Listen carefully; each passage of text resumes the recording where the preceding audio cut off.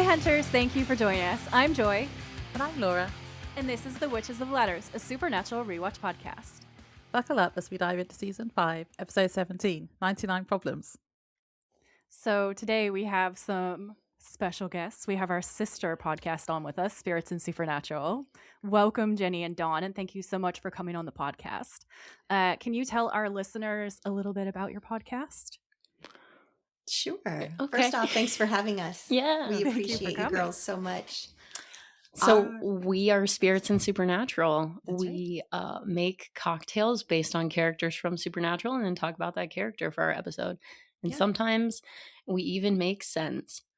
Oh, I must have missed that episode. Yep. That's I what love we the do. format for your podcast. It's so cool. It is so much fun. To our listeners, if you are newer listeners, you may have missed, but we did do a guest spot on Yes. Spirits and Supernatural, and it is an absolute blast. It's called Not Science, and you should definitely go and listen to that. I think we have a little bit of a shared base. Like, I'm sure I've seen some of our listeners also being your listeners, which makes me really happy because I was like, I listened to your podcast and I was like, you guys, you don't understand. This is so good. And so I feel very vindicated whenever I see people like crossing the lanes and I'm just like, this is so cute. We're all friends. It makes me really, really happy.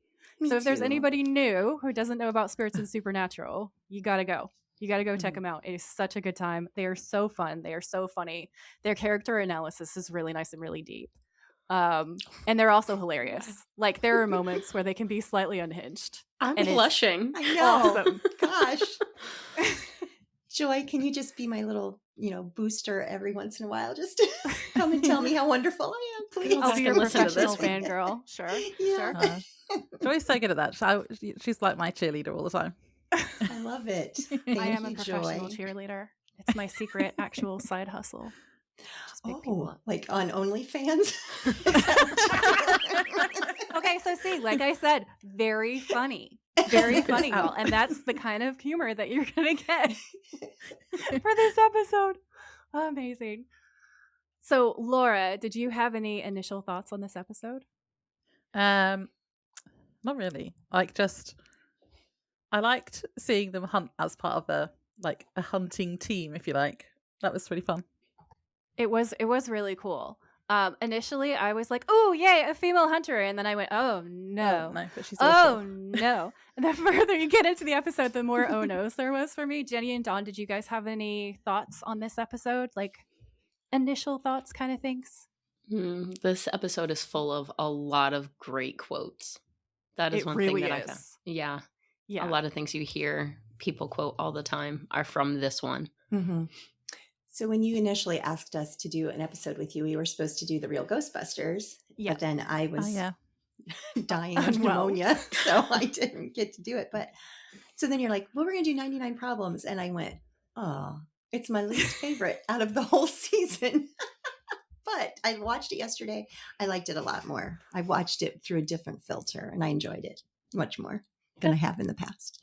I'm glad to hear that. It's nice. Yeah. It's nice that we're not just dragging you on an episode that you fully hate. Oh, no. It would have been fun no matter what. But no. Yeah, we did have that conversation. She was like, "Okay." And then Kinda we were did. like, I sighed right in that text message to you. I'm glad you caught I that. felt it. I felt it. Across the ocean. I felt it across the ocean, deep in my bones. We usually find, though, that if we have episodes where either me or Joy hate it, they're usually Those our are the funniest best podcast episodes. Yeah, those are So always it'll the be best fun. episodes. Did you have got a cocktail for today, haven't you? We do. We did. We came up with one sort of. So we decided I just Google searched.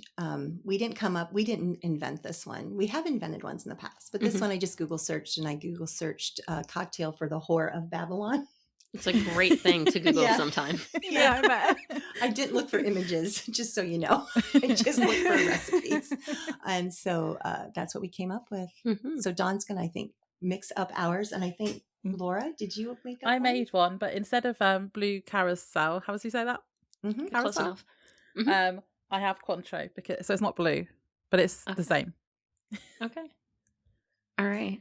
It tastes nice. So I guess I'll mix up our drinks here then. Yeah, you guys can do whatever you want to do while she mixes that up, obviously. Well, Yeah. I'll Because talk it's your about podcast. You do whatever you want. Thank you for your permission, Jenny. I I'm appreciate sorry. that. The queen has spoken. Okay, Yeah. so for mocktail drinkers, I have my mocktail, which ended up being slightly unhinged, guys, but it tastes amazing. And the reason why it's slightly unhinged is because I am in a migraine set of episodes, which is annoying. And my brain is just going to do this thing where I have a hard time for like a few days, and then eventually it'll settle down and go away. I've taken my medicine. I'm functioning. Yay, me. But I was like, I couldn't do all of the things. Like, there was a shimmer that I really wanted to put it. And then I was like, yeah, I better not introduce aluminum into this because I don't feel like that's going to help me. So what I actually have here is a sugar-free cream soda, specifically the one from Sainsbury's, but I guess just American people listening, just your standard cream soda will do.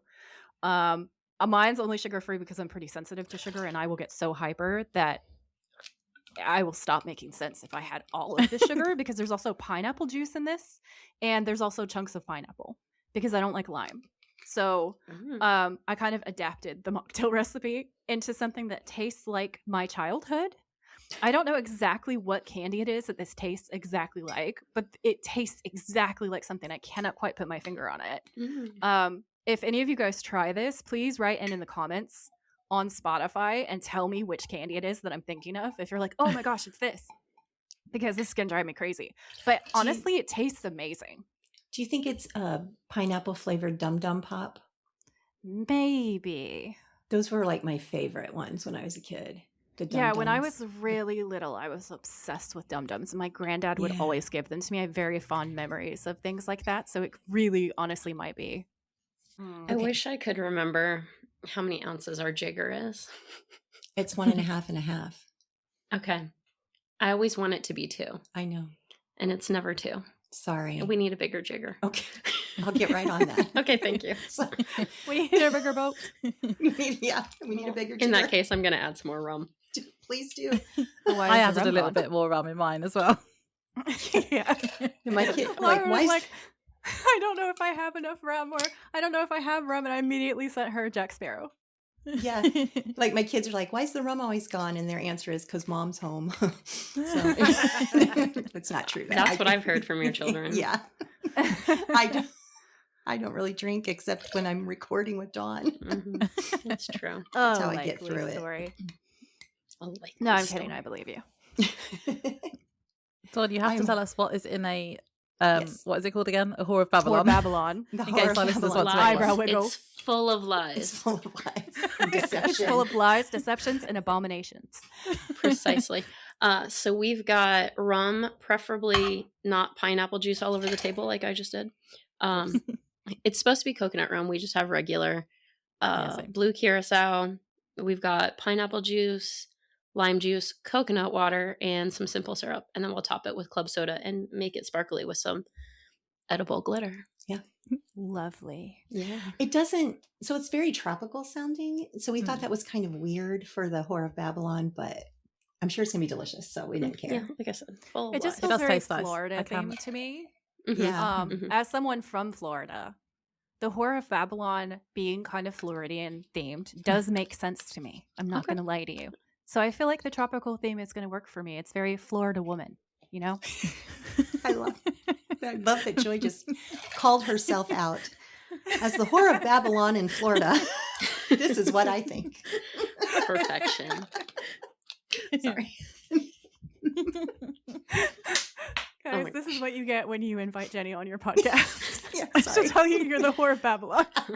No. You were talking about yourself. I was just reiterating what you said. She's just Oh my gosh. Lord, Okay. God. we're great. It's going great. I think we just surpassed the 99 problems and went right to 100. Oh goodness. Okay. This is as funny as I thought it was going to be. I'm like almost crying, laughing already, and we haven't even really gotten into the episode yet. So to put us back on the tracks, while you guys listen to this beautiful cocktail ASMR in the background, Laura, do you want to give us the synopsis? Yeah. It's a longer one today. So, this is Season 5, Episode 17, 99 Problems. The original air date for this episode was April 8th, 2010. Sam and Dean find themselves in a town where the residents have all become hunters, and the pastor's daughter, Leah, claims to be a prophet of the Lord who can speak with angels. She has told the townspeople if they follow the angels' orders, they will survive the apocalypse and be granted paradise on Earth. Sam and Dean realise something isn't quite right when Cass tells them he knows the names of all prophets and she isn't one of them. And also because she starts making the townspeople kill each other. That's part of it for sure. Yes, definitely. Cass tells Sam and Dean that Leah is the whore of Babylon, whose goal is to condemn as many souls to hell as possible. He also tells them that the only person who can defeat her is a true servant of God, so they convince her dad, the pastor, to help them. Ultimately, however, it's Dean who manages to kill her, which confuses everyone. At the end of the episode, Dean, who seems to have given up with the whole saving the world thing, abandons Sam and drives away to go and see Lisa, warning her of what's to come but telling her he's going to protect her. Nice. You should write all the synopses to everything, I think. To everything. She's so witty. It's my favorite Okay, thing. I'm going to shake the cocktail. I just didn't want to do Shake it while away. you're talking.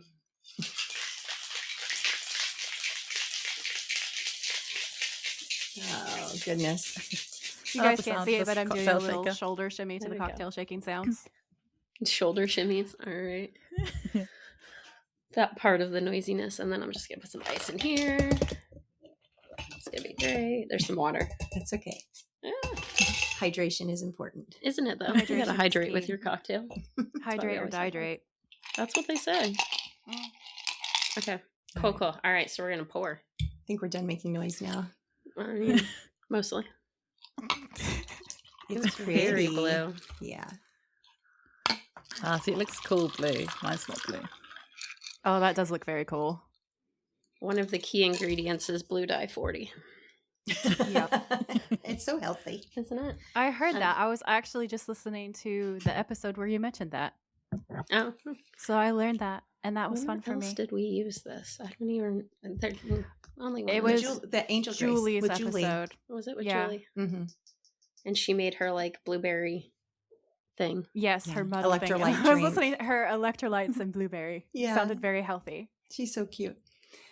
So if you guys are big Anna fans or Julie McNiven fans, McNiven McNiven. Yep. McNiven. You're McNiven right. fans, you should listen to Spirits and Supernatural's episode with her, because I have recently been catching up, and I listened to that one very recently, and it was super good.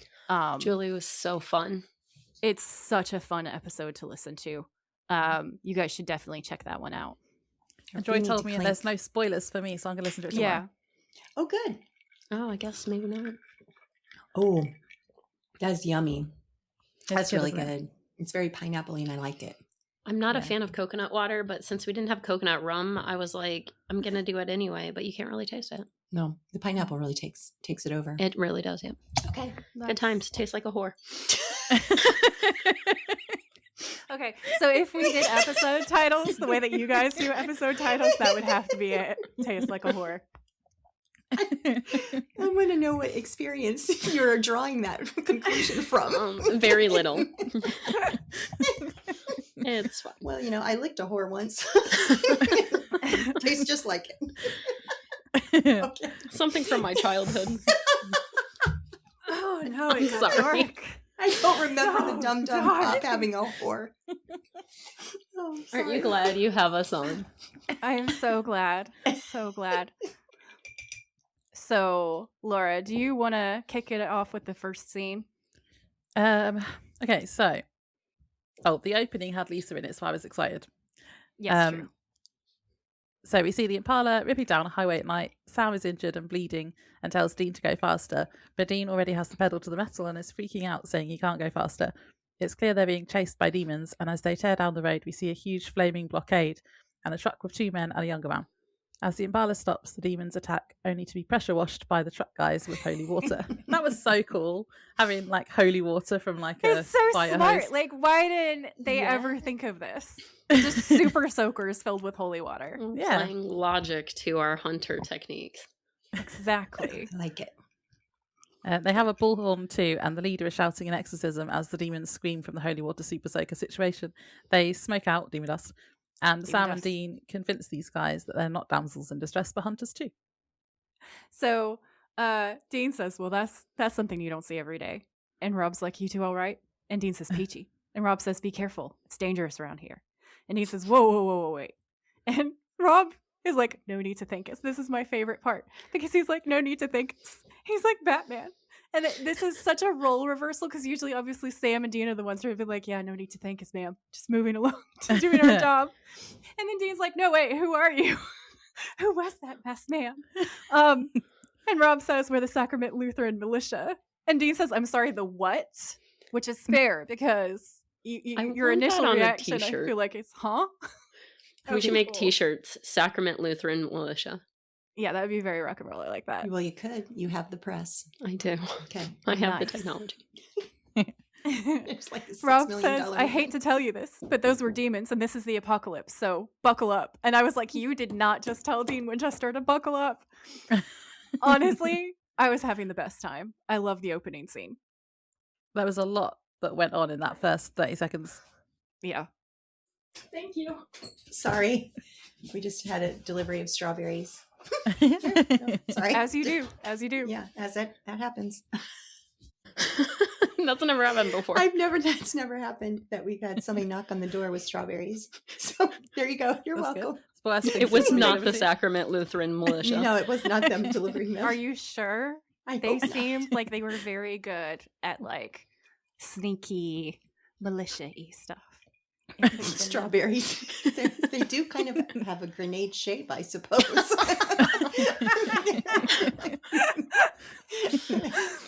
Oh my god. Laura, do you wanna give us your thoughts on this scene? You know, because you missed the no shit, thanks, Rob. Oh, you mean when he says, we don't want to concern you, but those were demons.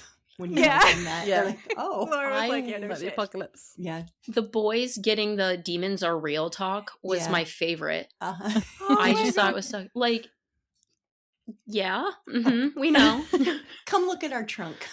Yeah. We got this. Yeah. Just opens the back of the Impala. No, honestly, we're one of you as well. Yeah. It's like the dynamic of Dean and Sam trying to prove that they're also hunters to people is just it's chef's kiss. It's amazing. That is one of my favorite openings ever. I always love the episodes that kind of turn things on their head the most. And this is just like such a role reversal. It is so funny. So they do show them the arsenal in the back of the Impala and manage to convince them that they're kind of on the same team. And they then get led into the town and we see this very paramilitary roadblock type situation. It all looks very professional. There's barbed wire everywhere and there's a devil's trap in front of the entrance to the church, which is where everyone's going. And they go inside the church where there is this mass group wedding going on and 3 couples are getting married. One of the hunters tells Sam and Dean that there's been 8 weddings so far this week. And I wrote in my notes, not gonna lie, this church service is entirely a shotgun wedding pun because there's a wedding going on at the front and as the camera pans down the aisle, we just see like everyone holding shotguns upright. It's quite literal. I loved it. Literal That was my shotgun favorite. wedding. Yeah. So outside, the pastor comes to speak to Sam and Dean. Sam asks if he knows why there are so many demons here, and he doesn't. He tells them to follow him inside. He takes them into a room where lots of people are working, making weapons, filling things with salt. So Dean's pointing out that there's a 12-year-old packing salt rounds and that someone should call the police on this guy. As though he wasn't packing salt rounds when he was 12. Yeah. No. Yeah, he says he's definitely violent. Was he? I feel like, didn't they learn about salt rounds later? Like, did they have salt rounds at the beginning? He I don't definitely know. had It does normal feel rounds. like something John would have Dean doing. Yeah. Since he had him fight a werewolf when he was like, what, 12 or something? Mhm. 13, Yeah. something like that. He says he's violating some kind of child labor laws. And the man is explaining that the entire town pitches in and this is kind of the way that they do things. And Dean says a whole town full of hunters. I don't know whether to run screaming or buy a condo. I loved that quote. It was a great quote. It was a really good line. Also, I write in my notes here, do we trust these people? Because the last time there was a town like this with everyone, like all the townsfolk trying to fight demons, there was a horseman among them because it was war. Yeah. It's a really good point. Reminiscent, yeah. So the pastor's daughter Leah then comes over and tells her dad who Sam and Dean are, and Dean is shocked that she knows them, and she says she heard about them from the angels. And Dean's really thrilled to hear about angels. I can't remember what he says, but he's just like, "Oh, great, angels." Yeah. She says, "Don't worry, they can't see them because of the marks on their ribs, proving that she knows about them." She explains that that she is some sort of prophet who hears angels, and they tell her where the demons are going to be, and give her exorcisms and stuff. And the pastor explains that she's never been wrong. And then Dean hits on her and gets a death stare from her dad. Yeah, I wrote, that's my boy hitting on the preacher's daughter directly in front of said preacher who has this really pained expression on his face. It was such a Dean thing. It is such a Dean thing to do. Yeah, so cute. Cute behavior. It was. It's like, we've never seen a prophet as cute as you. It was just sweet. Sweet little interchange with Dean the Charmer. If you guys could see Dawn's face. Looks could kill. Just imagine that face like pretty much every episode. All the time. One thing I did want to point out, though, because Leah knew who they were. This is Sam and Dean Winchester. So this made me think of, because so I'm a Christian, so I understand like what's in the Bible. And the Bible talks about demons knowing who Jesus is and being afraid of him. So for her to know who they were, she didn't get that information from the angels, obviously. But I just thought that was she just knew who they were because the demons talk amongst one another and they're afraid of Sam and Dean. So you're saying Kripke really cool. like took his lead from something in the Bible? Mm-hmm. I'm shocked. I know. Source material? Kripke research? Who? Yep. Who? I don't know, because he tried to stay away from the New Testament. But yeah. Yeah. Anyhow, just throwing that out there. Yeah, no, I agree with you. And I thought it was really cool. I thought they did a really interesting job of integrating the lore or the story and revelation of the Horror of Babylon into this episode. And I actually have a little bit of a lore check on it because I feel like they do a good job of the biblical Horror of Babylon. Like, she is kind of an analog of that person. And it's really interesting to examine the way that they use it against the text. Like, I think they did a really decent job with it. And I think that Jenny made a great point with that. I do agree. I think it adds to her demonic nature. I think it makes her seem scarier and more manipulative from the beginning when you know what she is as you've gone through the episode. So on a rewatch, this episode is actually potentially more creepy than it is the first time that you watch it, because the actress who plays Leah is so sweet and charming. She has like the cutest little face. She's so adorable, and she does a great job of being just very disarming and seems kind of naive and like just kind of like idyllic preacher kid. Yeah. Like just sweet little innocent kid. Exactly. I mean, she's like a teenager, so not like a little kid, but because we all know little kids in horror stuff are the creepiest. Yeah. Laura will immediately agree with you. She's older than a teenager. You think so?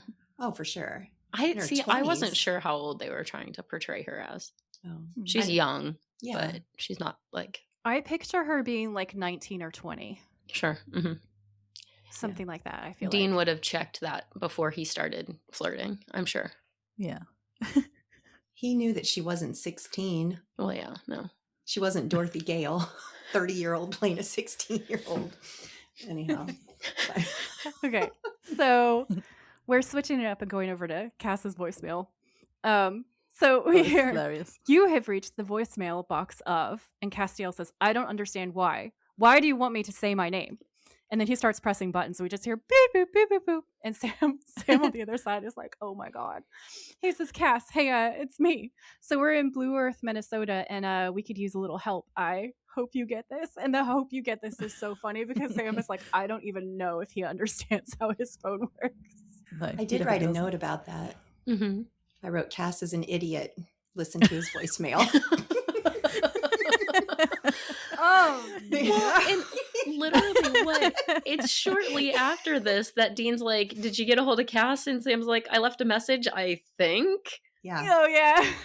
Maybe. If he finished setting up his inbox.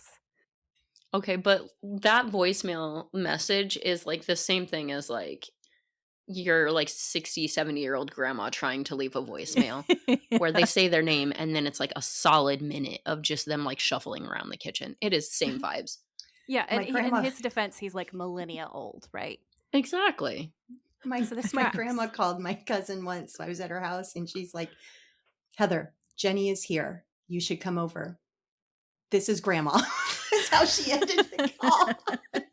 So anyhow, Same vibe. I think she That's knew it was you, adorable. grandma, but okay. Sorry, just made me think of that. I don't know, because I just would think he's been here long enough. He should know how a phone works. But he doesn't have to use a phone. Like, they have Angel Radio. And if he wants to talk to the boys, he just goes there. No, because he's lost his abilities a lot of times. He should know how to use a phone. He's the same guy who's like, Dean, the voice says that I'm almost out of minutes. Dean! He just like, one of the things that I love about Castiel's character, and I think Jenny hates with the passion of 1,000 suns, basically. But what I love about him is he's this mix of like super, super powerful and also slightly hopeless. Like, in just, he's got this new piece of technology. He doesn't automatically understand how to use it. He doesn't understand a lot of basic human things. And it's the human things he doesn't understand. it's the human things. They make a whole character arc for him out of how he does not get the human. And I find it personally really endearing. I really like it. But I can understand how some people will be like, because he's also been an angel this entire time. And like, theoretically, you would think that he would have divine knowledge of some stuff. And the angels, through the course of doing their job for God, would have knowledge. So I can understand it. I understand why some people are like, "Oh my God, Castiel," but I find it really cute. I think it's funny. I think it's annoying. I know. He's been to the earth several times. And I mean, this is not a Misha issue. This is not a Cass issue. This is a writer issue. For whatever reason, they decided to make him an idiot. And I'm not sure why. They didn't have to. No, none of the other angels were stupid like he was. Anna wasn't. Zachariah wasn't. Uriel wasn't. Do you think that he should have stayed like Lazarus Rising Cass? Because Lazarus Rising Cass is a very different character. Mm-hmm. Yes, because he was useful when he was that guy. And the more human he became, the less useful he became. And I know I'm going to get all kinds of hate probably from your followers, and they'll be like, I'm not listening to her podcast, and that's okay. I understand. We don't always talk about Castiel. No, that's just it. It just frustrates me how stupid they make him and how they continue it on forever and never let him. I don't know. Dawn and I've talked about this because you think humans aren't stupid. Yeah, humans are stupid, but can I be offended by the fact that this angelic creature who was really, really intelligent became so stupid because he became more human? I find that offensive because I am a human.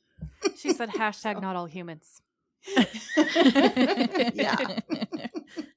So there, I will get off my cast soapbox. No, I think it's fair enough. Like, I've had conversations with other fans who find it really frustrating that you have this massive split between like Lazarus Rising Cass and what he becomes, which is comic relief Cass. Like, that's more or less what he becomes at this point in the story for sure. I find it really endearing and adorable, and it helps me get through some of the darker content that's in the episodes. And I think that is what the writers were thinking. Like, I think they decided that they needed a character to bring comic relief in because they knew that they were writing this tension storyline between Sam and Dean. So instead of getting our comic relief from the banter between the boys like we used to, now we get our comic relief from the banter between the boys and Cass, who's like struggling to adjust here. And I think like both points of view are completely valid. I used to be in the camp of like, oh my God, what did they do to him? Like, he was so epic. Because also where I understand it is like Lazarus Rising Cass was one of the hardest, coolest characters that they introduced. And he had one of the coolest introductions on the show, in my opinion. I think that scene where he walks into the barn and everybody tries to take him out is sick. He's so powerful and so scary, and I love it. Mm-hmm. I understand why they had to not allow, they didn't want to have an angel that could just come in and heal Save everything. and save everything every episode. Yeah, they made him and too that would have powerful. been boring. I understand that. I do. Yeah. But they could have just gotten rid of him. She's like, They could have just been done. They could have had him be in less frequently and like Mhm. only come in and like help out in like dire situations or something. They could have played it a lot of different ways, but yeah. Yeah. That's And fair. one thing that I do appreciate is that I know that the character of Castiel has given a voice to a lot of people that felt like they Mhm. don't have a voice. And I do appreciate that. I appreciate Yep. the people that are quirky and different and can feel seen because of his character. And I Yeah. do appreciate that very Mhm. much. So there, I said a nice thing about him. I'm so proud of you. Round of applause. I mean it. Yay. Okay. Yeah, no, I definitely agree. Like, I'm autistic. Cass is seen a lot of the time as autistic coded and as autistic representation sometimes.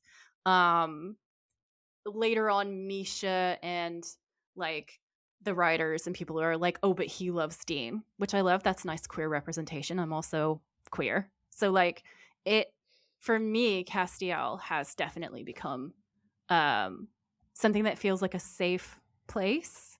And the way that he's embraced in the show, in the fandom in different ways, like, is really wholesome and nice and gives me hope for humanity. But you are allowed to like have varying opinions, obviously, but I appreciate that that people are like, I might not like the way that this storyline goes, but I can see the value of this. Because that's very Mhm. nice.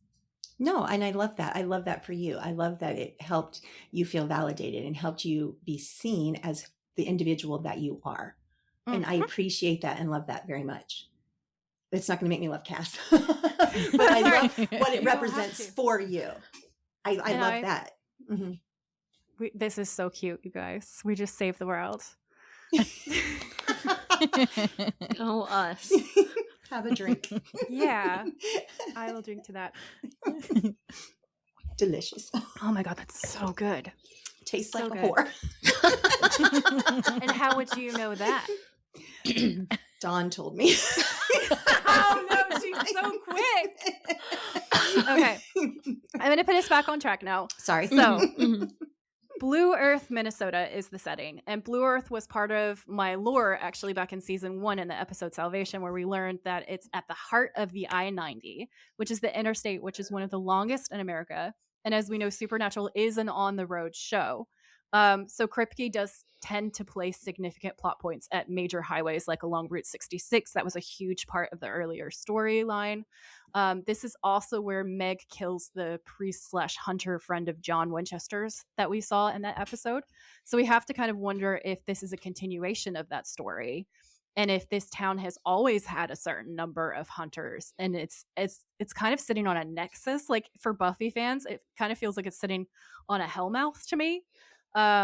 We find out that there are rivers and there's the historic railroad. If you look into the lore of the actual real location, there's lots of devil-based folklore. So things like Devil's Gorge is close by. If you want to find out more about that, you can check out the link in my show notes from that episode. And then we also find that the Whore of Babylon is represented in the Bible as being linked to a place where rivers meet, which is exactly what Blue Earth has geographically if you look at the real location. So I just thought that was like really, really interesting and fun. And I'm like, wait, is there a series of priests that go into this church that guard this town? Because that would be sick. It's actually the Gideon like lineage. That's what Yeah. it is. Yeah. No, I think that would be a really cool kind of Mhm. story arc, actually. Spinoff. Here we go. Yeah. It goes right along with their hotel stays. You know, the Gideon Bible. It's in all those rooms. So Yep. there you go. Turns out the connection has Gideons been- are like another men of letters. Yeah. Oh yeah. I love that. So one of the hunters who saved them at the start, who's Paul, owns and runs the bar and brings Sam his drinks on the house. He said it's been really busy since the end started. Sam takes the beers to a table where Dean is waiting and tells him that he thinks he left Cass a message. which is what we were just discussing. So so we ground ourselves back in the story.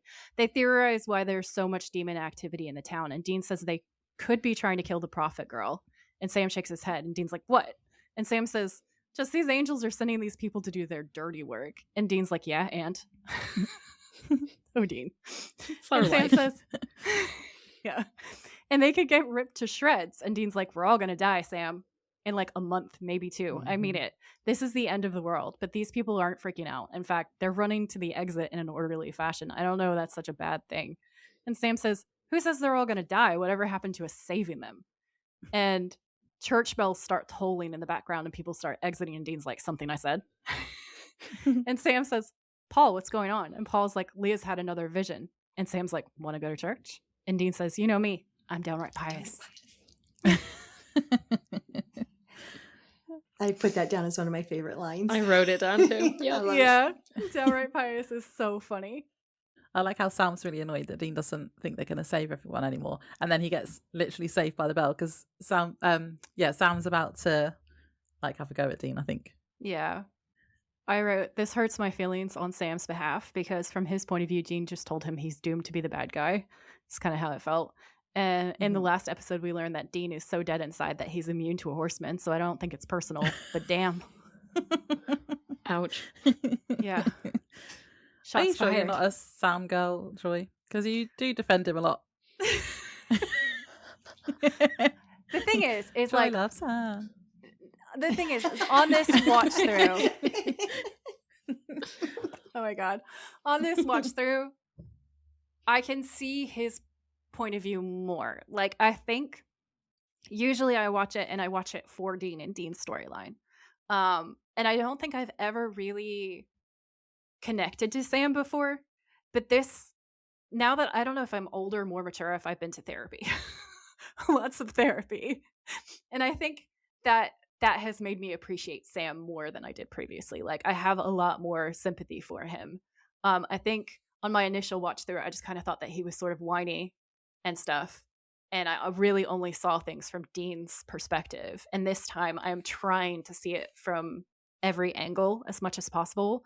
And honestly, like, if you look at it that way, I think it's hard to not really feel sorry for Sam because what happened last episode was really not his fault.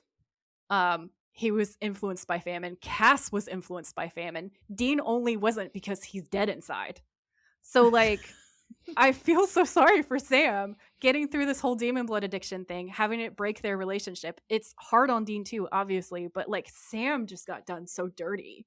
And then Dean's like, yeah, never mind. Because Dean's heart is broken again by this cycle, right? So he's just like, I can't anymore. But dude, like Sam's face in that scene, I was like, oh no, not again. Laura, stop giving me that look. You love him. So He's lovable. What do you want? yeah, He is very lovable. He's I mine. I Can't find have him. myself caring about him this watch. I think I'm more human. I think I might be having feelings. Ew. Ew. Have you been injecting blood? Like Crowley? Yeah, that's exactly what happened. Yep. So for me, because you're on the Sam end, and this might have come a little bit later, to me, Dean has given up. Yeah. This And is like a very that emotional episode for Dean. always Yeah. crushes me when Dean Yeah. has given up. That's always gets to me because he's that's not him. He's always like, I've got to save the. I mean, he puts too much pressure on himself, obviously, and that a lot of that comes from his father. I understand, but the whole whatever, we're all going to die in 2 months. It doesn't matter. He's just given up, and that always makes me very sad. Yeah, he's crushed. And it is so like before in the last episode, I was like, no, the world has ended because Dean's asking for help. Because he goes outside and he prays. And he's like either on the verge of tears or kind of crying. And Dean asking for help is so big. And I, on the one hand, I'm like, oh yeah, he's growing as a character. On the other hand, I feel like I know Dean very well. And I'm like, oh no. Oh, things are so bad right now. And then this episode, he's just like, yeah, everybody's going to die anyway. Oh, We Dean. worry the day that Dean Winchester's cockiness and confidence is Yeah. not enough for him. When Mhm. he's dead inside, when he's like not eating food, when he's not interested in women, that's when we worry, right? That's when we Yeah. worry. I like how you didn't mention alcohol because the dead inside moments is when there's more alcohol. Yeah. So they go to the church to hear what the vision was, and the pastor explains that there's a whole bunch of demons about 5 miles away and asks who's going to help him go sort them out. Rob and Paul both raise their hands, so does Dean, who says that him and Sam are in. The pastor then delivers a prayer to everyone, but Sam notices Paul isn't really listening like everybody else and is swigging from a hip flask as the pastor talks. He kind of like changes the look with Rob as well. Like they're both kind of have their heads up and they're looking around, and Sam and Dean in their back have their heads up. Everybody else is legitimately praying. They're all just kind of looking around the room, sneakily drinking. What happens when you don't have a church background? Like people are praying and they're just like, this is an interesting room. This is it's wood. There's lots of wood in here. Then we cut to them all out on the hunt. The younger guy, Dylan, and his mother, Jane, have also joined them. They go into an abandoned house and end up fighting a bunch of demons. The new hunters are exorcising demons left, right, and center with their Enochian chants. It's so easy. They seem to make it really easy. And I wrote in my notes, Sam and Dean should probably take notes, as this seems way too easy. Easier than even when Sam has his powers. Although we do find out later that the exorcisms might not actually be real. So yeah, they seem to be working though. With it. It like that fight scene is really cool. There's a lot going on. There's a lot of quick camera movements and things, and the fight choreo is very cool. It would be my dream to have like any of the stunt people on or fight choreography or anything like that, because like this is such a great action show. And it's so rapid and so believable, and like never do I find myself watching Supernatural and be like, no, that's dumb, which I can't do on a lot of other shows. I really appreciate that about the action sequences in Supernatural. They tend to stay pretty tight. And this episode has several like that. There are several fight scenes that are like quick and moving and intense. And just really intense and fun and keep you really engaged. This one is really a lot like an action movie. Like there's obviously horror elements, but if I was going to be like, what kind of movie genre is this? It feels more action than horror to me a little bit. And it was so cool for that. There's a major thirst trap too.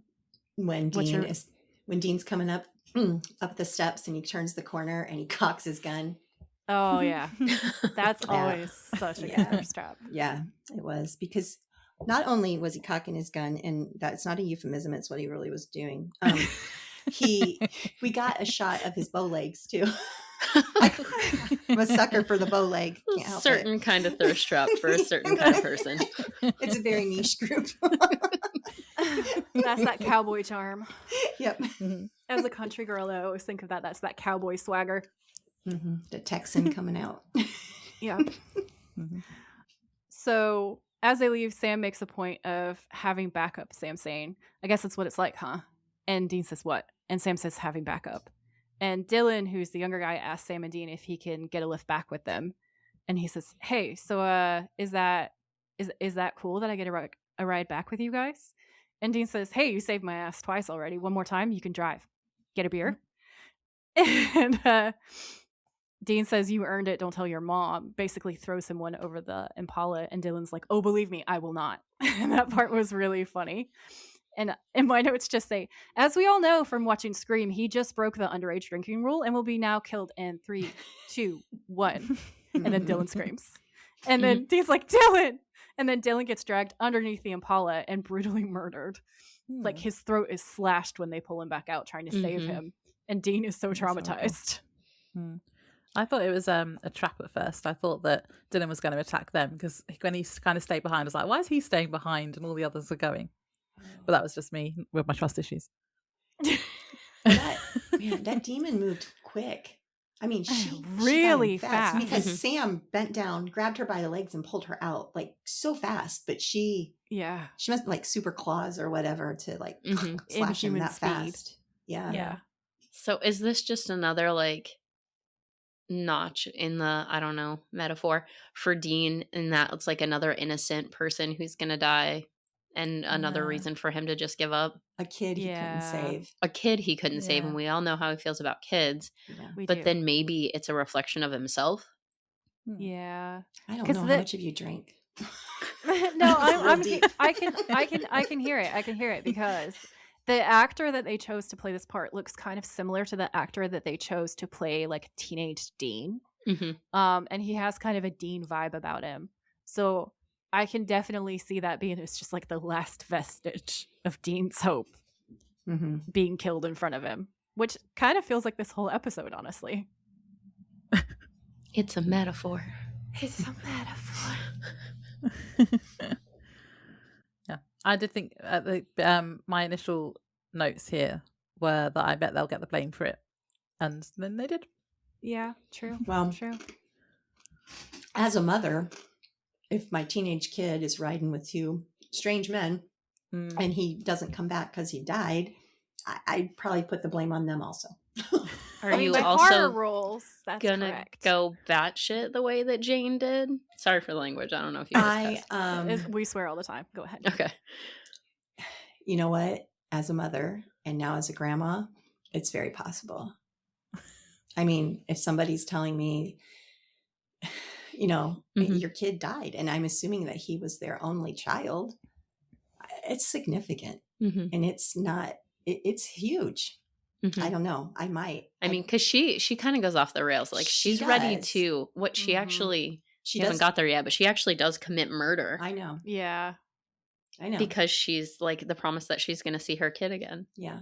Yeah. No, I see. I wouldn't believe that sort of thing, but just the wanting to have some revenge or justification from to such a why did pretty my young child prophet. die? Yeah. The pretty young prophet told you were going to see your kid again. Are you going to commit murder? No, I wouldn't. But I probably would. I probably would have slapped Dean in the face when he said, "We're so sorry." I'm just saying. That doesn't bring my kid back. Thanks. Yeah. Your sorry doesn't help. Mm-hmm. That's fair. It is a very emotionally charged scene, and Mhm. grief does make people temporarily insane a lot of the time. Mhm. I think like you're just not yourself. Anger is very real, and I agree. I think that was supposed to be her only child, her only son is dead, Mhm. and I think she thought, here's these two big strong hunters. She'd just been in a fight with them. She saw that they were very capable. She was like, he's going to be totally safe. It's just a ride back. And instead of going straight back and getting in the car, she doesn't necessarily know that, but I feel like it's implied from their body language when they're leaving that they're going to sort of stand around and talk for a little bit, and then he gets killed. So while I hate her and I hate her response, I can kind of see where it comes from. Mhm. So the priest is doing the funeral service, and he says he doesn't know why these things happen and there are no easy answers. And then he starts to say something, but Leah then causes a scene and falls in the aisle of the church, having another vision. And she says Dylan is coming back. She explains to everyone and Dylan's parents that when Judgment Day comes, he'll be resurrected and they'll all be together again. And she says the angels have chosen them, as in the town, and they will be given paradise on earth. She says all they have to do is follow the angels' commandments. And then when they leave the church later, Sam is listing all of the things they're not allowed to do anymore, which is really funny. So according to the angels, they're not allowed to drink, there's no gambling, no premarital sex. And he says, Dean, they've basically just outlawed 90% of your personality. Loved it. Which was funny. It's honestly so funny. That's one of my favorite lines. Sam is literally shook as well. Like, I don't know. It's just the way he says it. He's like, you're not going to be okay here. This is not, we got to go. We got to get out. The condo. Yeah. Don't buy the condo. Yeah. You will not be live, laugh, loving here. Dean says, yeah, well, whatever, when in Rome. And I feel like, again, this is another sign that he's deteriorating. Yeah. And Sam says, so you're cool with it? And Dean says, I'm not cool. I'm not cool. I'm just, look, man, I'm not a prophet. We're not locals. It's not my call. I'll catch up with you. And then he goes back to talk to Leah by himself. He asks her if it's a bad time, and she says, in general, now's okay. And she's kind of laying out like she's having a migraine. Same girl, same. And Dean says, angel stuff really takes it out of you, huh? And Leah says, can't complain. I know you have it worse. So what's on your mind, Dean? And Dean says, don't take this the wrong way, but are you on the level? And she's like, about what? And Dean says, about paradise. And Leah says, what about it?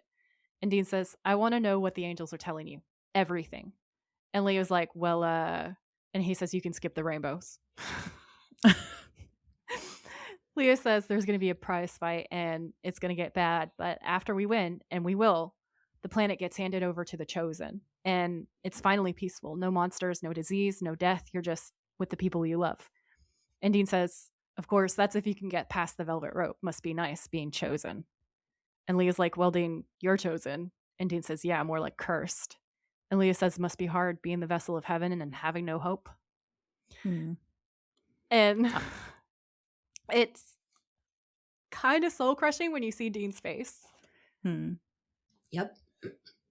I thought it was so interesting that he's having this heart-to-heart moment with her and not like his brother or like Bobby or somebody. Like he's so like out of it that he doesn't even know he's having a heart-to-heart with the whore.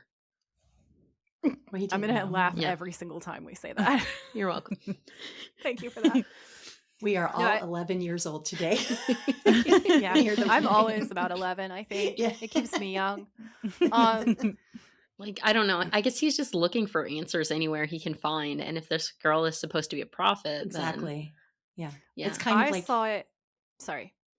no, you're fine. I just say it's like his version of going to a priest Mhm. to confession, kind of. Yeah. And, you know, talking to a prophet is not abnormal for them at this point in their Yeah. lives. This is true. This is true. I thought he was investigating because it's hard to tell whether Dean is just being like Dean, because Dean is low-key kind of sarcastic most of the time. But he went from flirting with her to almost investigating her. And it feels slightly accusatory. And I wasn't sure if we were supposed to read it like Dean is super depressed, but he completely believes her, or if we were supposed to read it like he's investigating her. He doesn't fully trust her. And Laura and I have had this conversation before with Wally as well, where Dean's intuition is always right. Like always, always right. So in my mind, in like the back of my head, when I was watching the scene, I was thinking, oh, he's questioning her. Like he thinks that there's something a little off and he wants to know. And he doesn't have enough information to go after her or to like think that she's a monster. But I do think that he thinks that something's off. That's my theory. Obviously, something is off in this town. Right. There's so many demons. I mean, that like even at the very opening scene, they're like, have you ever seen that many in one place? I mean, That's they an had not excellent experienced point. that many. Mhm. Yeah. Yeah, and you can tell that they're actively under siege because of the way that everything is laid out. It's interesting that it seems that this town has a history of their local priest always being a hunter, because the only two times that we go here, the priest is a hunter. So it definitely feels like there's something going on in the backstory, which I find super interesting. Mm-hmm. So Sam goes to the bar, which is totally dead now, and Paul is the only person in there, and he and Paul talk about God. So Paul says everyone in town got kind of hypocritically Christian, but he won't do that. And Sam says he does believe, but that he thinks God stopped caring a long time ago. Well, he knows that though, because he got told that. Because he's been and told then- he's an abomination. He gets told that again in a little while. Yeah. We cut to the motel and Sam walks in drunk, and I went, oh, drunk Sam's always funny. But then I went, oh, okay, no, today he's an angry drunk. Although it's probably Dean mellowing his buzz with his apathy. Gosh, Dean. Ruin the party. Dean says, where you been? And Sam says, drinking. And Dean says, you rebel. And Sam says, I've had more, but it was curfew. And Dean's like, right. And Sam says, you hear they shut down the cell towers? And Dean says, no, that's news to me. And Sam says, yeah, no cable, internet, total cutoff from the corruption of the outside world. And Dean's like, huh? And Sam says, don't you get it? They're turning this place into some kind of fundamentalist compound. And Dean says, no, I get it. And Sam says, and all you've got is, huh? What's wrong with you? And Dean's like, I get it. I just don't care. And Sam's like, what? And Dean says, what difference does it make?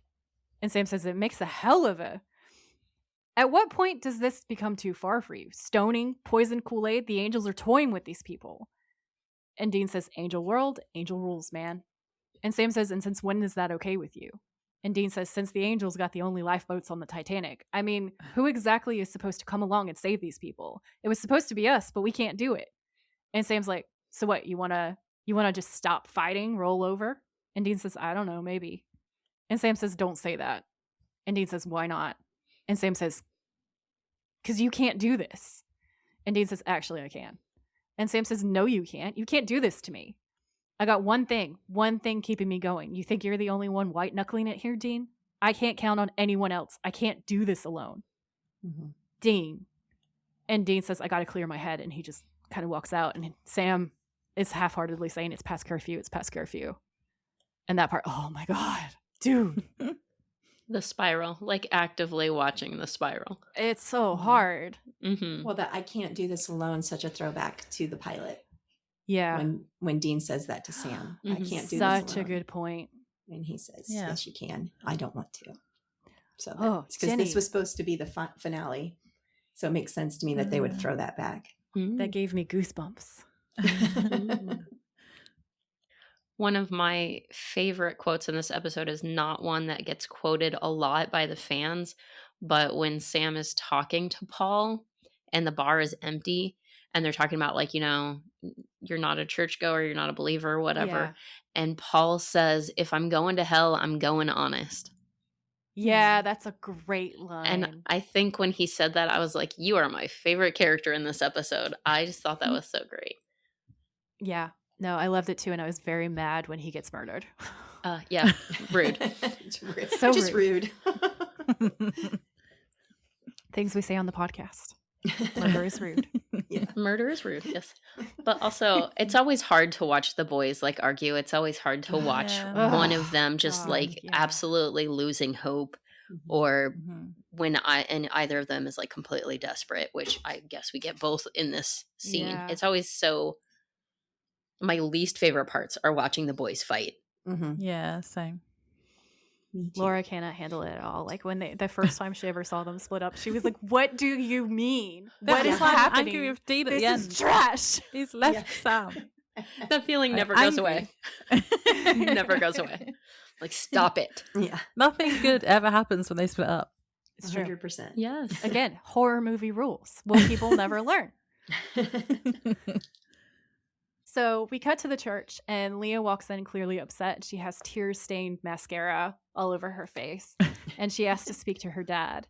She says the angels are really angry because not everyone is following the commandments, so they can't go to paradise anymore. Jane is horrified, and Rob asks who's breaking the rules in this very menacing way. Uh-oh. All right, here come the pitchforks. Some of the townspeople are about to get run out of town, and probably Sam and Dean. I wrote, I see. So the plan is Salem. Yeah, that'll do it. I mean, once she like fell on the floor in the middle of that, it was very Salem witch trial for me. Yep. I just thought it was a Very little Salem coded. dramatic. Mhm. Like, Yeah. get over yourself, lady. She can't. She's It's a the little- whore. It's a little much. Yeah, horror. Laura That makes had sense. like such an eye roll emoji type situation in her notes earlier. I tried really hard not to laugh at it when she's like, yeah, and then Leah throws about and has a fit. Yeah. Yeah, it's like makes herself the She's center of like, attention. "Oh, God, Yeah. whatever." Mhm, mhm. As a whore would. Indeed. And just throws herself on the ground. Okay. But we didn't know yet. Oh dear. And we're chuckling, and we're about to get to the murder part. We are okay. So Although we have drunk Cass first, drunk Sam Yeah. and drunk Cass together. this is my Mhm. favorite scene in this episode, just saying. So we cut to the motel and it's nighttime and Castiel stumbles in. Okay. He says, I got your message. It was long, your message, and I find the sound of your voice grating. Mhm. And Sam says, what's wrong with you? Are you drunk? And Cass says, no. Yes. And Sam says, what the hell happened to you? And Cass says, I found a liquor store. And Sam says, and Cass says, and I drank it. Why'd you call me? And he's getting during this scene, he's getting closer and closer to being really in Sam's face as well. And Sam's like, That's whoa, there you go. Easy. Are you okay? And Cass says, don't ask stupid questions. Tell me what you need. And Sam says, there have been these demon attacks, massive, right on the edge of town, and we can't figure out why they're. And Cass says, any sign of angels? And Sam says, sort of. They've been speaking to this prophet. And Cass says, who? And Sam says, this girl, Leah Gideon. And Cass says, she's not a prophet. And Sam's like, yeah, pretty sure she is. Visions, headaches, the whole package. And Cass says, the names of all the prophets, they're seared into my brain. Leah Gideon is not one of them. And Sam's like, then what is she? And then we dramatically cut. Dun, dun, dun, dun. Drama. I liked Drunk Cass and Drunk Sam. Did Cass's voice sound even deeper than usual to anyone else in this scene? I thought it was because of the alcohol. Yeah, I thought so too. He's drunk. He left the rest of it in the bottom of a bottle. Yeah. He does like he's like unsteady on his feet, but not in like the like dramatic drunk way. And he just he's like teetering closer and closer to Sam the whole time. It's and Sam, who is maybe still drunk, is like, let me be the drunk one taking care of the drunker one. Yeah. He's the slightly more sober girl at the party looking after the girl who's he's gonna hold back Cass's hair. Yeah. Yeah, that's absolutely what's gonna happen. But Cass is mad at him for, I would just say no reason. Yeah, at this point I'm gonna say no reason. He's just mad at Sam for being Sam. He's interrupting his bender, maybe. He's just a mad drunk. Maybe Cass is just a mad drunk. Yeah, some drunks are happy, some are mad. He's happy on drugs and hippie stuff and angry on alcohol. That's what I've learned. We're learning things about Cass today. We really are. Oh, and my feelings are nope, not changing. Just taking a check. Still there. Oh my god. I wrote drunk Cass is actually my favorite Cass. This is the first or second time we see him actually sarcastic. And then I wrote, fun fact, the Gideon name is in the Bible, and he is a figure from the Nevi'im prophet section of the Hebrew Bible as well, specifically in the book of Judges. So to really simplify it, for anybody who doesn't know, it's a story about God telling people to live life in a very specific way. So this actually really tracks with the tone of the episode. Yeah. Little bit of lore.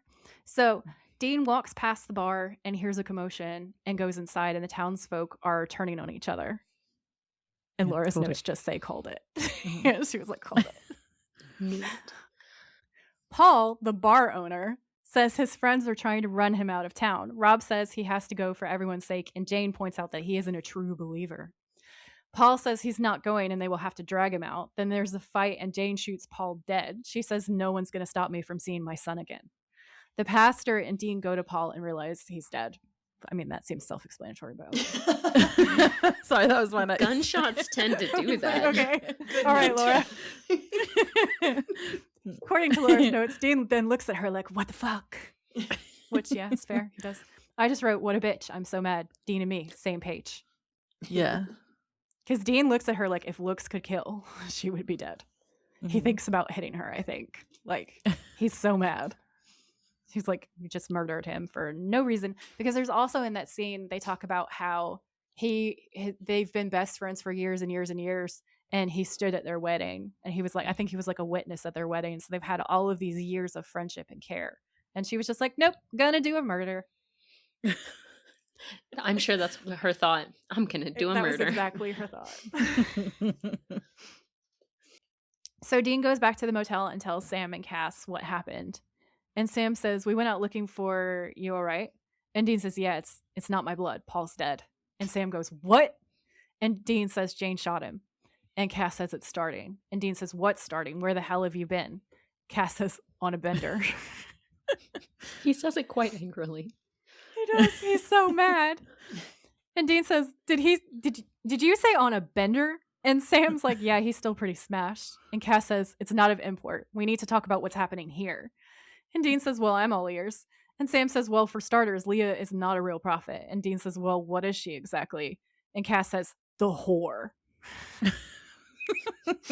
Don't sugarcoat it. Like the shock right there.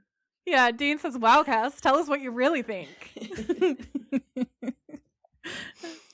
So Cass says, she rises when Lucifer walks the earth, and she shall come bearing false prophecy. This creature has the power to take on human form, read minds. Book of Revelation calls her the whore of Babylon.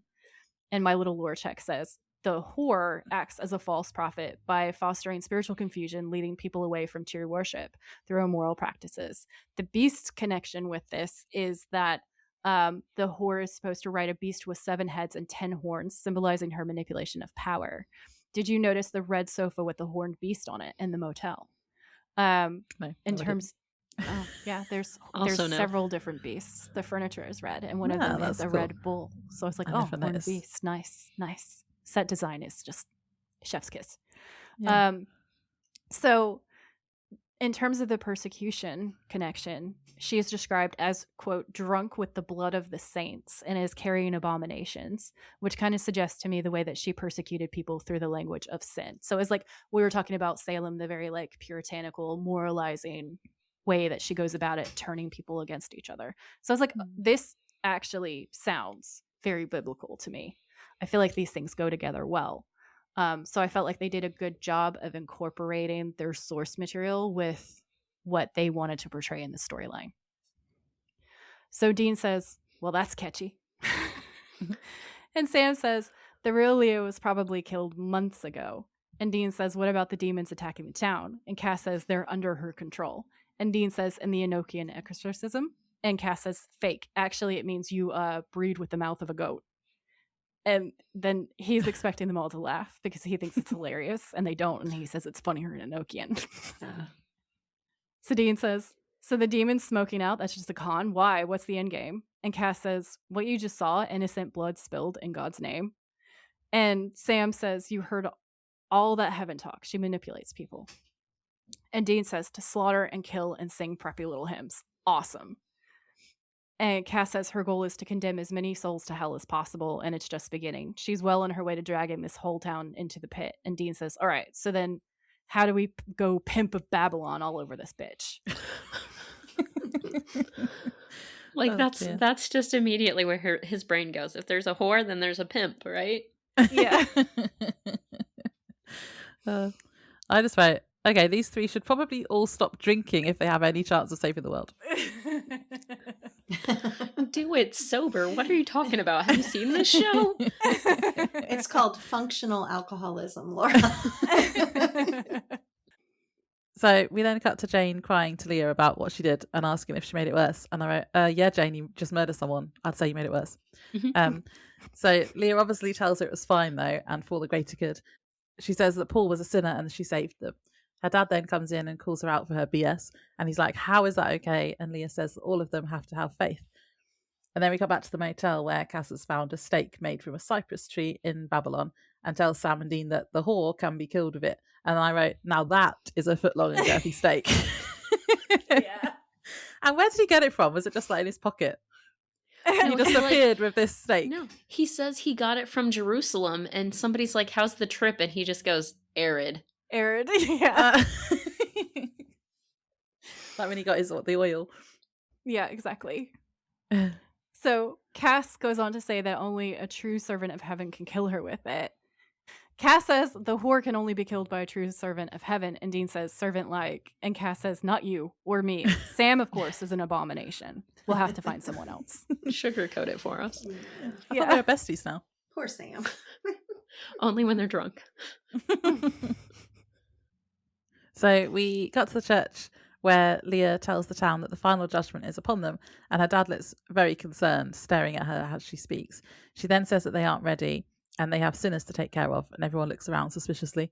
The pastor tells Leah that she's scaring people, but she continues saying that she has names, and her dad takes her aside and warns her again, but she tells him to let her go or the next sinner she names will be him. Like, ooh. Very Salem. Mm-hmm. It is very Salem. Definitely. So then a little later on, we see the pastor walking outside and he senses that someone's behind him and keeps looking back. And then Cass appears and he tells him that he's an angel. And the pastor's like, yeah, right. And Cass touches his shoulder and instantly transports them both to the motel where Sam and Dean are.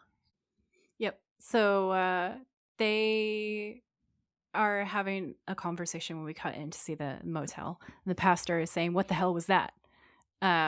Because he's just been transported in by Cass. And Dean says, yeah, well, he wasn't lying about the whole angel thing. Have a seat, Padre. We got to have a chat. And Gideon looks at the cypress stake and shakes his head and says, no, she's my daughter. And Dean says, I'm sorry, but she's not. She's the thing that killed your daughter. Mm-hmm. And Pastor Gideon says, that's impossible. And Sam says, but it's true. And deep down, you know it. Look, we get it. It's too much. But if you don't do this, she's going to kill a lot of people and damn the rest to hell. So Dean picks up the stake and holds it out to Pastor Gideon. And Gideon says it's just, why does it have to be me? And Cass then calls himself a poor excuse for an angel. Yeah, because he doesn't believe in himself. He's been Yeah. hanging around with Dean too much. It's influenced him. Dean's black hole of depression and low self-esteem is catching. Cass is also a sad drunk, maybe. Yeah. Could be. So outside later, Dean and Cass have their heart-to-heart over their deadbeat dads. So Dean is outside and he throws Cass a bottle of aspirin and says, heads up. And Cass says, how many should I take? And Dean says, you should probably just down the whole bottle. And Cass says, thanks. And Dean says, yeah, don't mention it. Yeah, I've been there. I'm a big expert on deadbeat dads. So yeah, I get it. I know how you feel.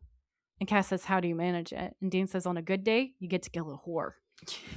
And I just wrote, that has not aged well. I loved that line. I just thought it was particularly interesting that Dean is acknowledging in this moment that, yeah, his dad wasn't great. For as much as he's like defends John early on, he's admitting here, like, okay, I had a kind of crappy dad. Oh, he admits that a lot throughout the show. Well, this is one of those times. It doesn't matter. It is one of those times. It's He one of still the more loved his recent dad, times. but yeah. Yep.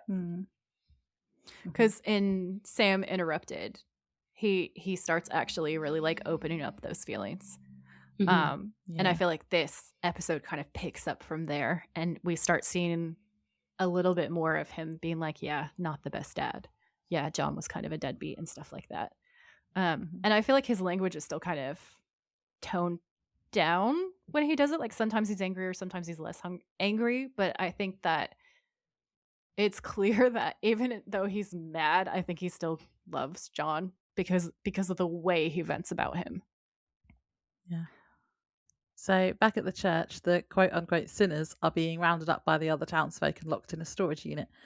Leah tells Jane to get the kerosene. Jane hesitates, saying that there's kids in there. Leah tells her that they are sinners, though, and that her son needs her to do it. Leah then goes into the office and looks in a mirror where a cross is hanging, and we see her true face for a second, but then it changes back. That was creepy. I liked that. Yeah, that was spooky. Cass then grabs her, and the pastor goes to stab her with the stake, but she says, "Daddy, don't hurt me," and he hesitates. Sam shouts that he has to do it now. So Leah then starts chanting in Enochian, putting a spell on Cass, and he groans in pain. Leah then uses a form of telekinesis to push him away. Pastor Gideon, Sam, and Dean get like thrown against the wall. She runs off, and the pastor picks up the stake and chases her. Leah runs into the room where all the townsfolk are shouting for them to help her, telling them that her father's a demon. They attack him and wrestle him to the ground. She drops the stake in the process, and as the pastor starts getting beaten up, Leah tells Rob and Jane to light the kerosene. Sam and Dean run in to save the pastor, and Sam punches Rob just before he starts the fire. First trap. Yeah. Leah knocks Dean down with her telekinesis. Dean reaches for the cypress stake, and Leah says, please, like you're a servant of heaven. Jane in the background is screaming, let me go. Leah says, this is why my team's going to win. You're the great vessel. You're pathetic, self-hating, and faithless. It's the end of the world, and you're just going to sit back and watch it happen. Dean grabs the stake and punches Leah and then stakes her and says, don't be so sure, whore. So then her body shakes and the stake catches fire. It explodes, leaving a burning hole where it entered her body. And Jane in the background is like, but I don't understand. How are we supposed to get to paradise now? And Dean's like, I'm sorry. Pretty sure you're headed in a different direction. Yeah, murderer. Yeah. I'm currently trying to decide if Leah, the whore of Babylon here, is like the villain of this episode, or if it's Jane. Both, equally, maybe. Like, she lost her kid. Okay, but literally, Leah looks at her and says, your son needs you to light all these Murder people on children. fire. Mm-hmm. Murder children. There's kids in there. And then And that wasn't her line. And like, Rob, she didn't, yeah, looks like he's not sure about doing this, but he's in because his wife is in.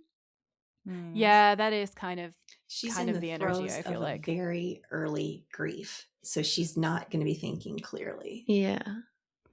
I don't know. I don't justify anything that she did or what she was willing to do. Mm-hmm. I just think that I can have a little more empathy and understanding onto where her headspace was. She's in grief. She's going crazy. Yeah. She's going to do anything. Yeah. Yeah. And I'm sure she probably saw her son's body too, which was, not terrible. But just even her husband is like, okay, this might not be the right thing to do, but I'm going to go with it. I don't know. That's just what it seemed like to me. But I just thought. I hear you. I feel like I there's get it. grief, and then there's let's set fire to children grief. Yeah. Yeah. Like, how deep are we in this? It's very So deep. it's like- that's a dark Also- place. I wonder if maybe in her head she thought they're going to come back also. But they're Right. sinners. Yeah, but she knows Yeah. she's a sinner too. She just killed somebody. But I'm thinking that maybe She doesn't think that she is, she's though. trying to Because justify Leah told her that killing Paul was okay because he was a sinner, Yeah, and that she hadn't made things worse. I know. I'm not trying to defend her. I think what Mhm. she did was horrible. I just think that maybe the understanding comes in the fact that this was her child, her only child, and the way he died was horrible. Her grief is so terrible that she's willing to do.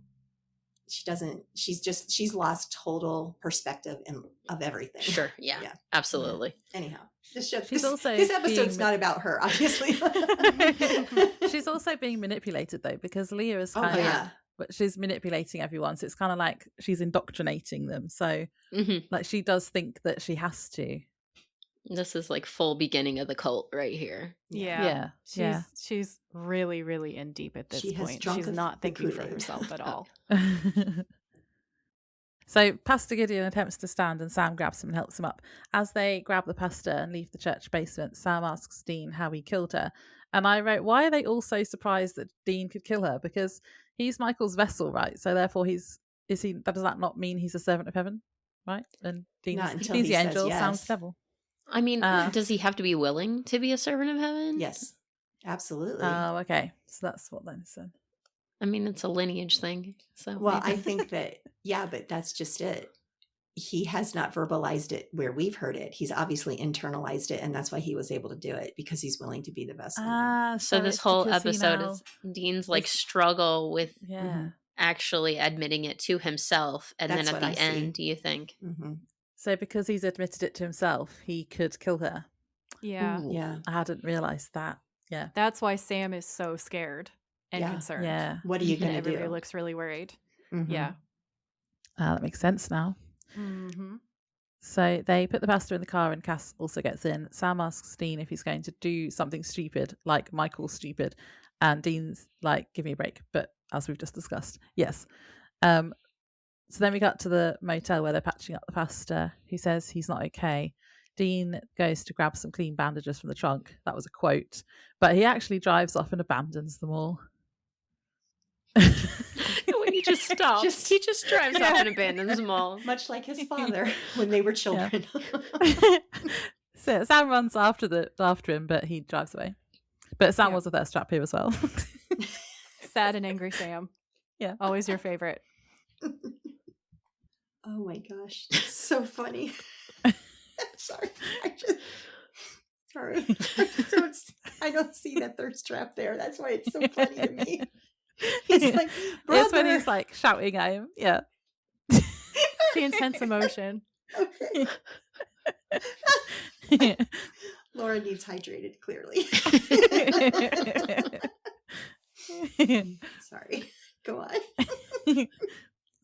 Sam's always a thirst trap. Every moment. I get it, except for the other brother. So yeah, I get it. We see Dean driving through the night looking focused and determined. In the morning, he knocks on a door and we realize that he's going to see Lisa. So Lisa opens the door and says, Dean. And Dean says, hi, Lisa. I don't have your number. So, and Lisa says, no, it's okay. I'm just surprised. And Dean says, how's Ben? And Lisa says, good. He's a baseball. And Dean says, you moved. It's a nice house. And Lisa says, Dean, you didn't come all the way here to talk about real estate. Are you all right? And Dean says, no, not really. And Lisa says, well, what is it? And Dean says, look, I have no illusions, okay? I know the life that I live. I know how that's going to end for me. Whatever. I'm okay with that. But I wanted you to know that when I do picture myself happy, it's with you and the kid. Aw. And Lisa says, wow. No, And Dean don't says- whimper over that. It's cute. You It found is another cute. Jenny soapbox. I would take Cass any day of the week over Lisa. Ouch. Okay. I we am go. shook. Right. So Dean says, I mean, you don't have to say anything. And Lisa says, no, I mean, I know. I want to. Come inside. Let me get you a beer. And Dean says, I wish I could. Take care of yourself, Lisa. And Lisa says, no, wait. You can't just drop a bombshell like that and then leave. And Dean says, I know, I'm sorry, but I don't have a choice. And Lisa says, yeah, you do. You do. You can come inside and let me get you a beer. We can talk. Dean says, Lisa, wait a minute. Things are about to get really bad. And Lisa says, like how? Like you're kind of bad? And Dean says, worse. Next few days, the crap you're going to see on your TV, it's going to be downright trippy, scary. But I don't want you to worry because I'm making arrangements for you and Ben. And Lisa's like, arrangements? And Dean says, whatever happens, you're going to be okay. And Lisa says, what do you mean? What are you talking about? And Dean says, the people that I'm going to see next, they're not going to get anything from me without agreeing to a few conditions. And Lisa says, just come inside, please. And whatever you're thinking of doing, don't do it. And Dean says, I have to. And Lisa says, just stay an hour, at least say bye to Ben. And Dean says, it's better if I don't. And then he kisses her. And then he says, bye, Lisa. And then he leaves. He drives away. This feels like a suicide note to me, this whole scene. Yep. To Dean, the equivalent of saying yes to Michael would be that 100%. Yeah. Yeah. It's just kind of like one of those sad, heroic farewell moments where you know that this character is like absolutely resigned to the fact that he's not coming out of this. Mhm. But because it's Dean, and because I think his biggest driver is obviously what happened to his mom, and I think he loves Lisa. I think he loves Ben. I think that Ben is his child. That's my take. I think Ben is his child. And I think that he wants to protect his family because it's Dean. Oh my gosh. Regardless of whether Ben is his child or not, he cares deeply for him. And I agree. Like, he wants to, he whatever happens, he knows Sam's going to be able to take care of himself, but he wants to be able to take care of them. And like, he knows what he's going into. Like you said, he's probably not going to come out of. And this whole scene, I feel like, is Lisa trying to talk him back from the edge. Yeah. But she knows. Just like, yeah, she knows something. Like, she knows him well enough that something's going to happen. But she doesn't know. Oh, okay. I'm sorry. We need to wrap this up because this is a whole nother podcast that I could do for sure on Lisa. It's a sad scene. It is. So Jenny clearly is not a fan of Lisa. Ben is clearly not his, which I appreciate. That is canon. I think I read somewhere that Kripke said that he never intended for Ben to actually legitimately be Dean's son. So Right. I can understand that people don't think that way. That's my own personal interpretation of the story. Let me just say one thing. Dean Winchester would never abandon a child. Ben cannot be his. He would not abandon a child. It would be a completely different scenario if Ben were his. And I just gotta say this real quick. There's an episode. Oh, I can't say it because I'll tell you in private, Joy. I can't say it because it'll give something to Laura. So I will tell you later on why he can't be. We'll get there. Okay. So as I read it up to this point, where we are minute to minute in this episode, that is my personal interpretation of the story. And my take on it would be that he is protecting them and that he's always been protecting them. And that's the way that I read this as well. That's why this part makes sense to me, because Dean wouldn't abandon a kid, but he would keep distance from a kid if it meant keeping that kid alive and safe and out of it. Because like in my mind, he's Batman and he has to have a secret heroic identity. And if any of the monsters know that he has people that he cares about, they're going to get dead. very fast. They're going to immediately be used as leverage. So I think he would never stay close because he couldn't. And Dean's a protector, so he would never put people that he cares about in danger. And they're not hunters. Like, they're not part of the life. They wouldn't be able to defend themselves. So that's just my thought process. That's how I think about it personally. I'd be curious to say, guys, like listeners in the comments, if you want to weigh in and tell us what your own thoughts are, let us know. I'm sure there's going to be loads of people who agree with Jenny because I've like read a bunch of threads and stuff, and I totally understand it and I totally see it. I'm interested to hear everybody's take. Oh my gosh, I just had the most revealing thought. You're going to be so mad. There's a reason why Lisa's in the episode that features the whore of Babylon. Oh my god. And I'll stop there. You're terrible. I think it was nice that he cares about them because he's obviously going to go and do something stupid, as Sam puts it, and he wants to protect, wants to like have them saved or protected or whatever, or do what he can anyway. Yeah. Which is totally on brand in character for Dean. Yeah. Yeah. Absolutely. 100%. He's a protector through and through. Mm-hmm. Yeah. Which is like the one thing that Jenny and I can agree on this episode. Yep. No, I'm sure we agreed on other things.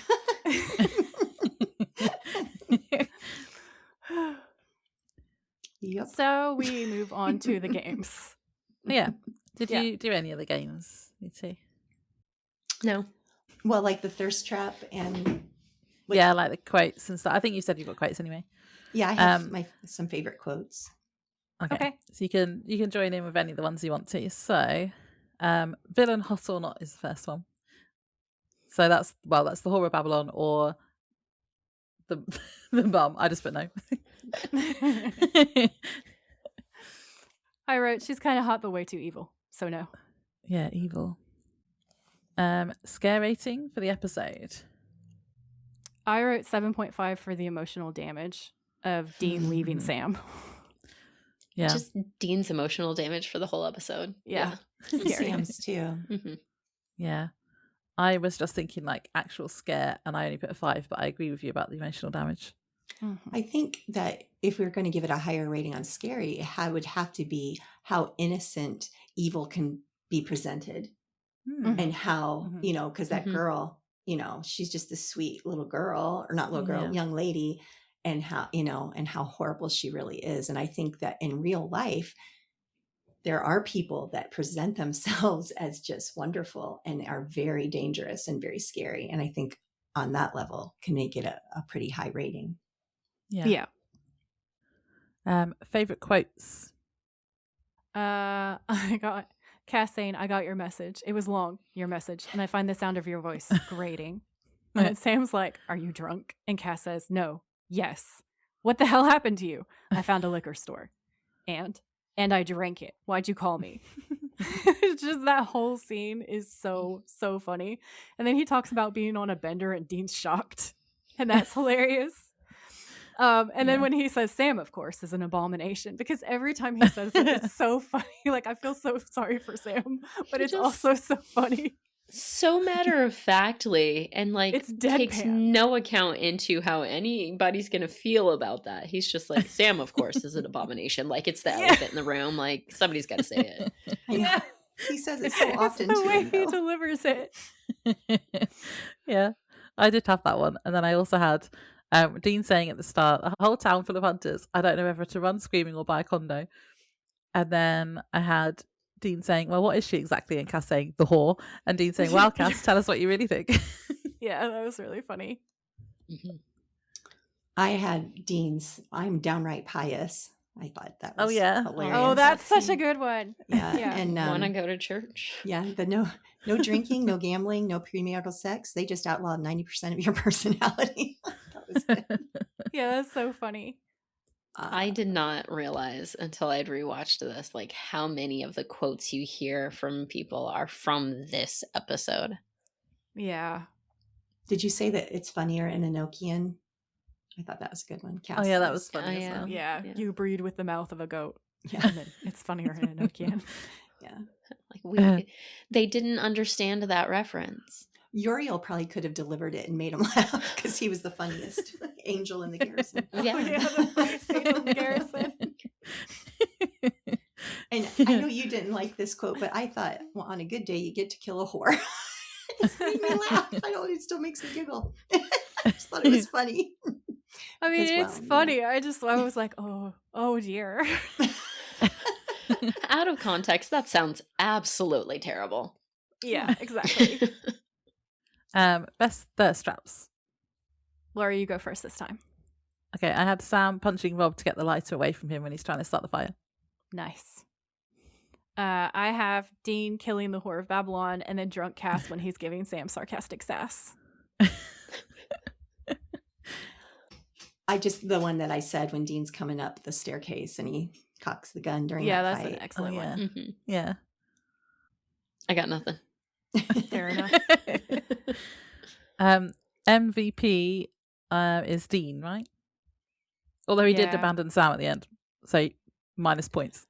Well, he Yeah. didn't really abandon him. I mean, I guess you Except have for to in see the the sense next that he episode, literally did. but that's not the end of the As series. far as we know. Yeah. I mean, At the You know. moment, he's abandoned Mhm. Sam.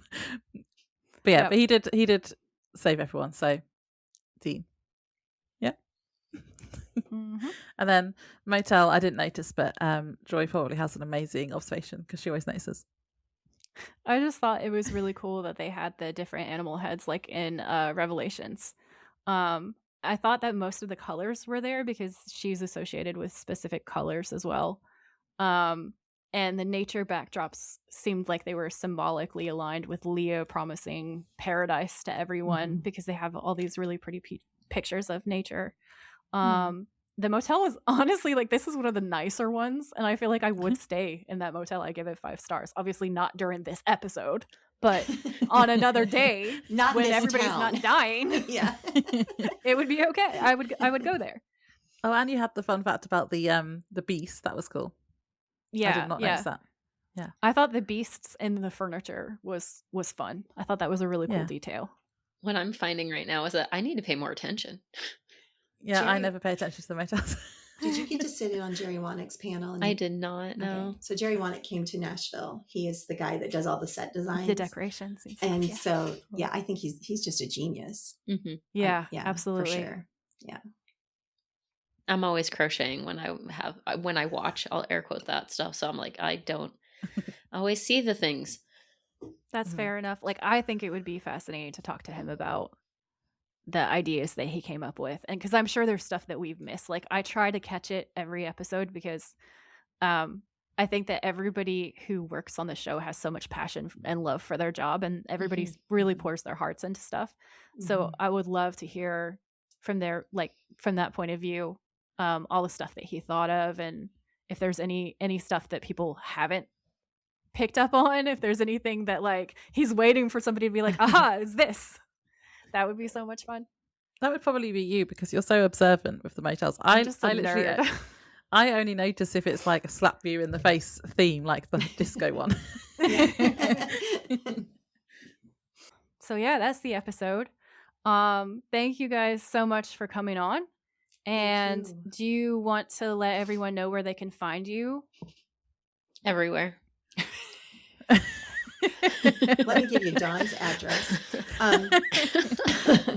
We are on TikTok and Instagram and Facebook, and we are Spirits and Supernatural. And we are on all the platforms as far as listening to the podcast as well. Dawn and myself will both be in New Jersey and Columbus this year. Mhm. And Dawn will be at a handful of other ones too Yep. that I won't be at. So So if you happen to be in the US and going to a supernatural convention, you might run into one of us Yeah. or both of us. And we always usually have fun things to give to people. We try. So thank That's you. awesome. Thank you, ladies. I hope we didn't take you too far off the rails. No, We thanks don't for even know coming where on. the tracks are anymore. Yeah, I know. Nope. It was They're a always good the best time. episodes. Yeah, easily. And someday we'll get back together and talk about Lisa.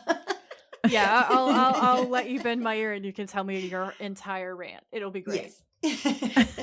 All right. Thank you. Thank you so much to both of you. Yeah, thanks guys for coming on. I hope you both have a really good evening. Thank And you. yeah, it was an Oh. experience. It was unhinged. I'm sure it's going to be a really entertaining episode. I do want to know, Laura, what did you think of the drink? Oh The yeah, I really cocktail. liked it. Mine Oh, wasn't good. blue, so it didn't look as nice as yours, but it tasted really good. Good. Glad you liked it. Are we swig rating it? That's what I was going to ask. We always rate our drinks at the end of our yeah. episode. So we rate it based on taste, ease of making, how well it matches the character, and how easy it is to mocktail. Mocktail, yeah. Yeah. Mocktail ability of the drink. Yeah, we made up that word. So, Joy, did you find it mocktailable? Very, yeah. Okay. It was even Full. with like having to make substitutions, I would give it a full swig. Cool. Excellent. For taste, I give it a full swig for sure. Agreed. Yeah, same. I love the pineapple. As far as matching, I would have not given a full swig until Joy stepped in with her vast Floridian horror knowledge. So I'm going to give it a full swig.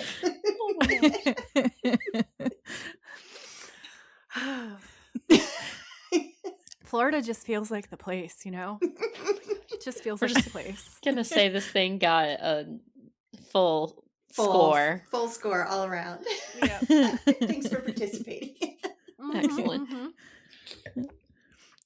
So thank you so much to everybody for listening. If you have anything particular that you want to say to Jenny or Dawn, you can speak to them on Instagram, obviously, TikTok, all the places. But you can also message on this episode any comments that you want to say, and we will pass them right along.